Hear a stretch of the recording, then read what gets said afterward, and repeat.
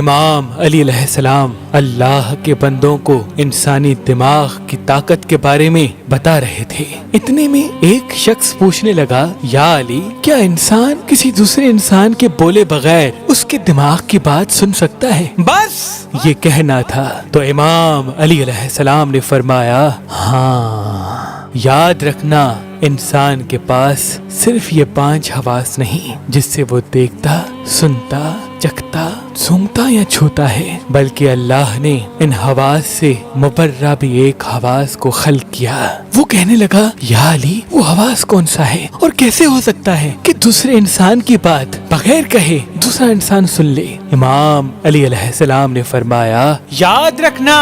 جب انسان اپنے دماغ میں کسی چیز کے بارے میں سوچتا رہتا ہے تو اس سوچ کا اثر آس پاس کے لوگوں کے دماغ پہ پڑنے لگتا ہے اور یوں ایک دائرہ قائم ہو جاتا ہے اور دوسرے لوگ اس سوچ کے اسیر ہونے لگتے ہیں، اور وہی سوچ گھر کے ماحول، محلے اور انسان کی شخصیت پہ اثر کرتی ہے۔ میں نے اللہ کے رسول سے سنا کہ کبھی بھی برا نہ سوچو، کیونکہ انسان کی بری سوچ صرف انسان کی شخصیت پہ نہیں بلکہ انسان کے گھر اور انسان کے آس پاس کے لوگوں کے دماغ پہ برا اثر ڈالتی ہے، اور خصوصاً ان بچوں کے دماغ پہ جو بچے بالغ نہیں۔ کبھی بھی اپنے بچوں کے سامنے گناہ کی سوچ کو دماغ پہ حاوی نہ کرنا۔ انسان یہ سمجھتا ہے کہ جب تک وہ کہتا نہیں کوئی سن کیسے سکتا ہے، لیکن حقیقت تو یہ ہے کہ بولنا تو صرف بات کو واضح کرتا ہے، بات کو جنم نہیں دیتا۔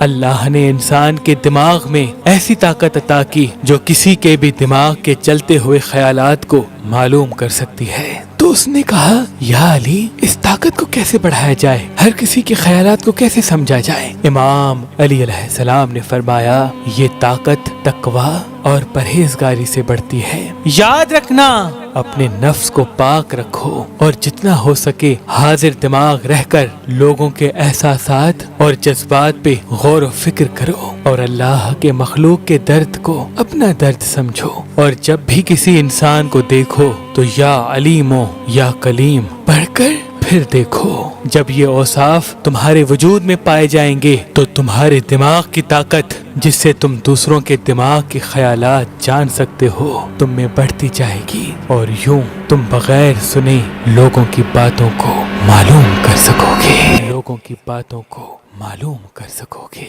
لوگوں کی باتوں کو معلوم کر سکو گے۔